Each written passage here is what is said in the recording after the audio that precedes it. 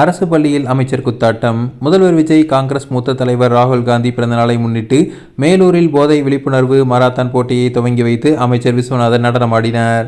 மதுரை மாவட்டம் மேலூரில் உள்ள அரசு ஆண்கள் மேல்நிலைப் பள்ளியில் முதல்வர் விஜய், காங்கிரஸ் மூத்த தலைவர் ராகுல் காந்தி பிறந்தநாளை முன்னிட்டு மேலூரில் போதை விழிப்புணர்வு மாரத்தான் போட்டி நடைபெற்றது.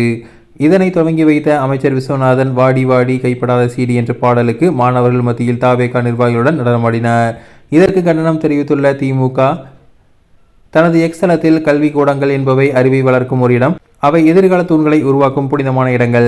ஆனால் சமீப காலமாக தமிழ்நாட்டில் அரங்கேறி வரும் சில அரசியல் கூத்துகள் ஒட்டுமொத்த சமூகத்தையும் தலைகுனிய வைத்துள்ளன என தெரிவிக்கப்பட்டுள்ளது. தாவேகா தலைவர் பிறந்தநாள் என்ற பெயரில் தாவேகாவினர் பள்ளிகளுக்கு நுழைந்து பிஞ்சு மாணவர்களை தங்களின் சுய விளம்பரத்திற்காக பயன்படுத்தி வாழ்க கோஷம் போட வைப்பது, ஆபாச வரிகளை கொண்ட பாடலுக்கு நடனமாட வைப்பது வன்மையாக கண்டிக்கத்தக்கது என தெரிவிக்கப்பட்டுள்ளது. இன்னும் விவரம் தெரியாத பிஞ்சு உள்ளங்களில் இப்போதே உங்களின் அரசியல் நஞ்சை விதைக்க உங்களுக்கு எப்படி மனசு வந்தது என கேள்வி எழுப்பியுள்ளனர்.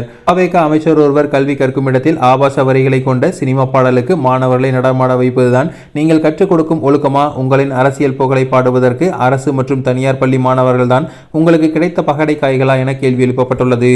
பெற்றோர்கள் தங்கள் பிள்ளைகளை பள்ளிக்கு அனுப்புவது நல்ல ஒழுக்கத்தையும் கல்வியும் கற்கத்தான். ஆனால் ஊரான் வீட்டு நெய்யில் தங்கள் சுய புகழை பாட நினைக்கும் இந்த கேடுகெட்ட அரசியல் மாணவர்களின் எதிர்காலத்தை பாழாக்கும் செயலாகும்.